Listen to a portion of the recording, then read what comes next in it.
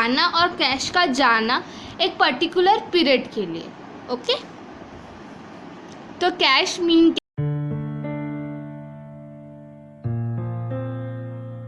हमारा चैप्टर है cash flow statement as per accounting standard 3।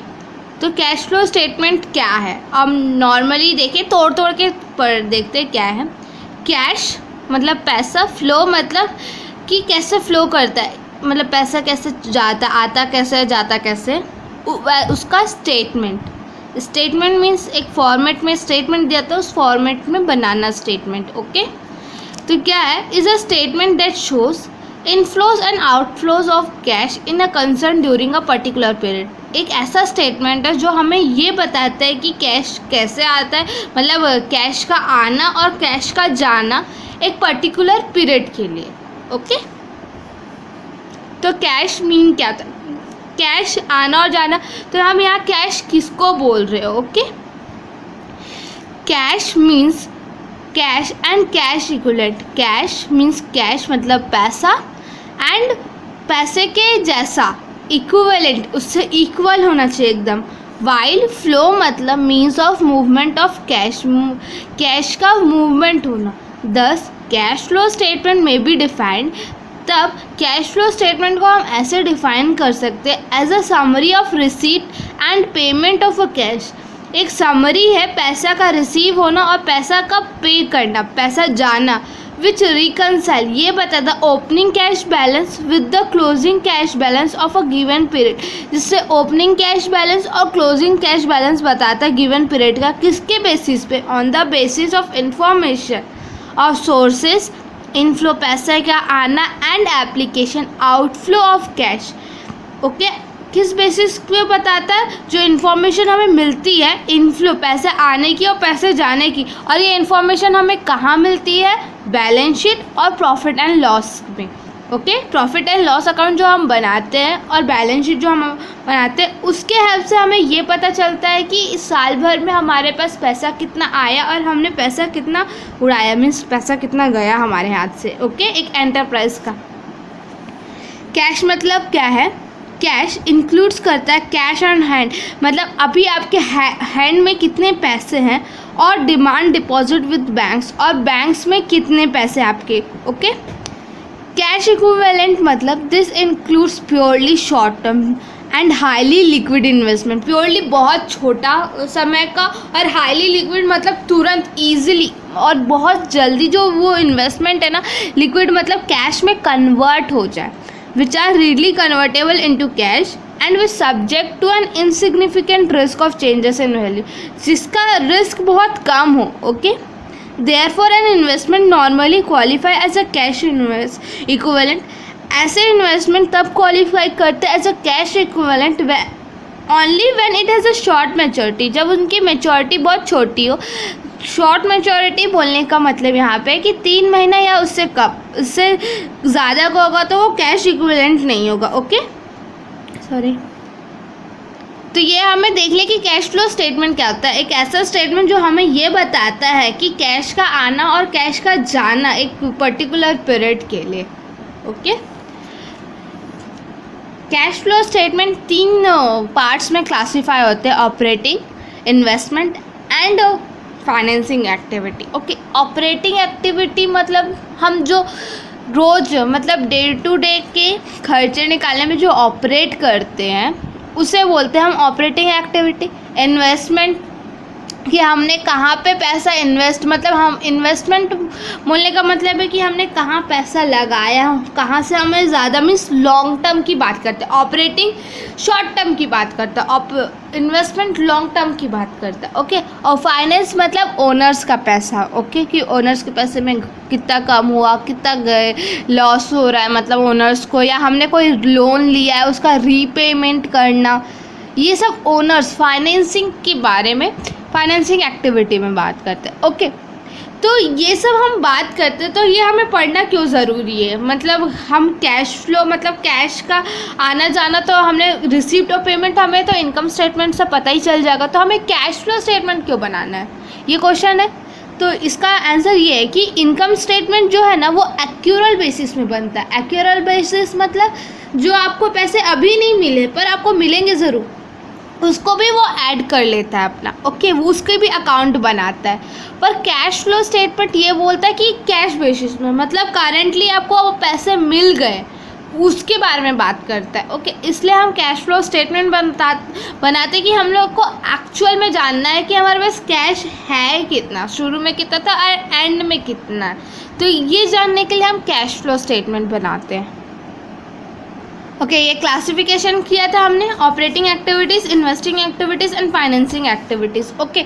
तो operating activities are the principal revenue generating activities of the enterprises and other activities that are not investing or financing activity, okay. Principal revenue generating activity है ये, इसलिए कि हम एक company शुरू करते हैं प्रॉफिट अर्न करने के लिए, ओके। तो वही हमें बताता है कि प्रिंसिपल अर्न करना, रेवेन्यू अर्न कितना हुआ, वो ऑपरेटिंग एक्टिविटीज़ में पता चलता है, ओके।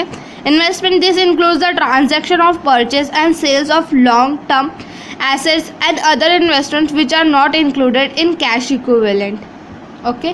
परचेज सेल्स के long term asset, long term की बात करता है, okay. Other investment which are not include, जो कैश इक्विवेलेंट नहीं होता, मीन्स 3 महीने या उससे कम वाला नहीं होना चाहिए। अगर उसका कम वाला है तो वो ऑपरेटिंग या फाइनेंसिंग में जाएगा, वो देखा जाएगा, ओके। फाइनेंसिंग एक्टिविटीज़ क्या होता है? This include activity that result in change in size and composition of owners capital, okay. ये एक्टिविटी इंक्लूड करता है जो साइज चेंज होता है ओनर्स कैपिटल में, या borrowing of enterprises including preference share capital, okay.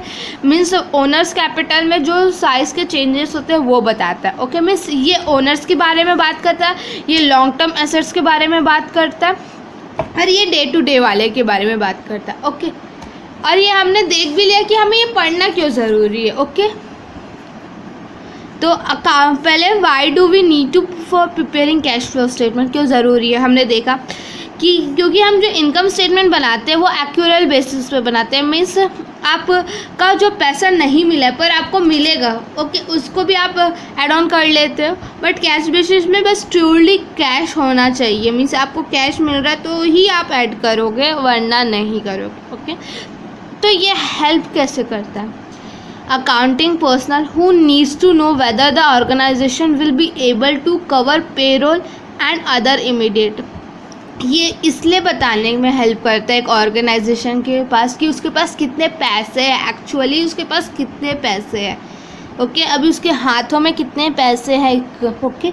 तो ये क्यों हेल्प करता है कि आप पता चल जाएगा ना कि वो अपने एम्प्लॉयज़ को पैसा दे पाएगा कि नहीं दे पाएगा, या अदर इमीडिएट्स अगर कोई एक्सपेंस आएगा वो बियर कर पाएगा कि नहीं कर पाएगा।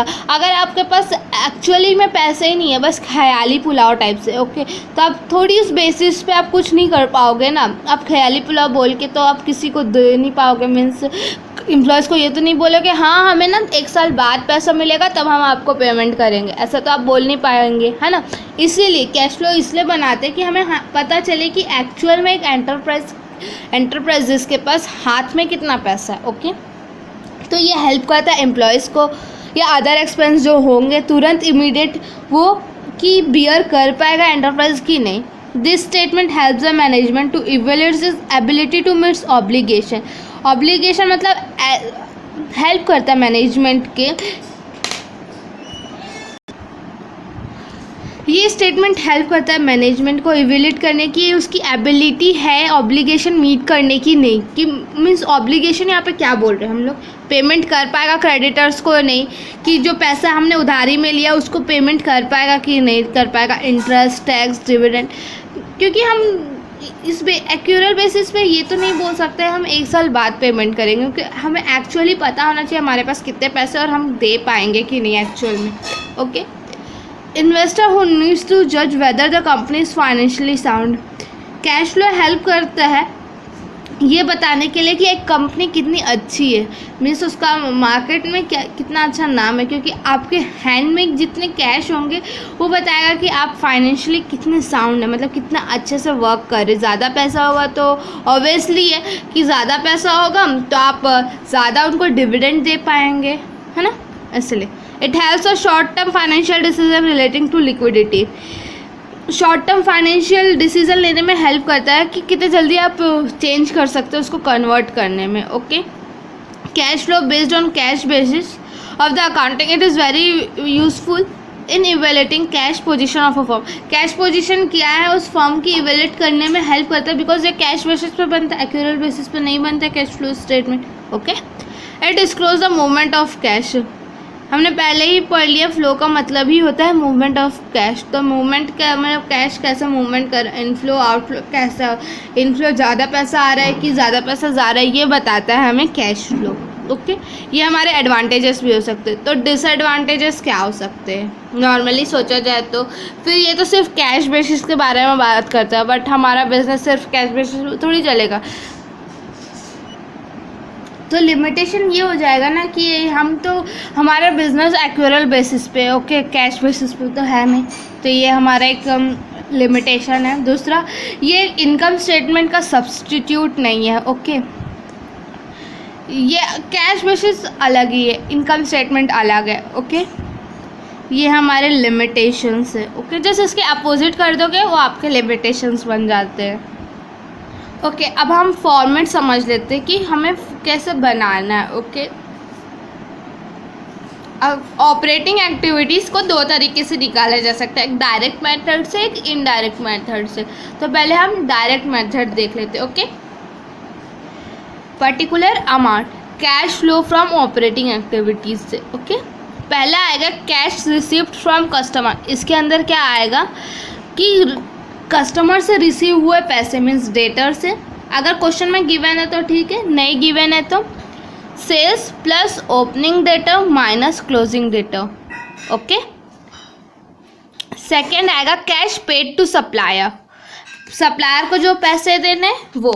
Okay, payment to supplier will be related purchase, it can be in कोशर अदरवाइज फाइंड इट. ओके, अगर क्वेश्चन में गिवन है तो ठीक है, नहीं गिवन है तो purchase plus opening creditor minus closing creditor. Okay, and third है कैश पेड टू एम्प्लॉयज़.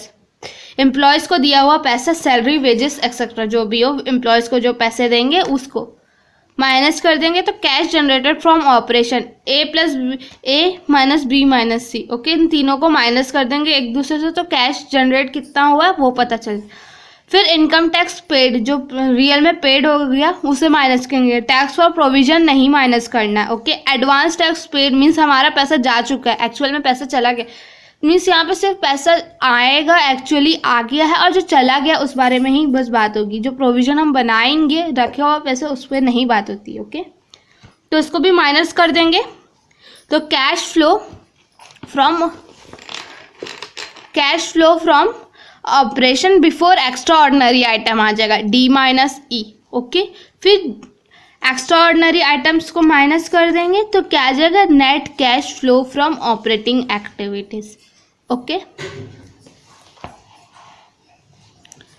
तो आज का लेक्चर हम यहीं पे एंड करते हैं. छोटा सा शॉर्ट सा आपको समझ आ जाए कि इंट्रोडक्शन था ये कि कैश फ्लो क्या है और डायरेक्ट मेथड. इसके बाद इसके एक क्वेश्चंस करेंगे, उसके बाद इनडायरेक्ट मेथड में जाएंगे, फिर इन्वेस्टिंग एंड फिर फाइनेंसिंग और फिर फुल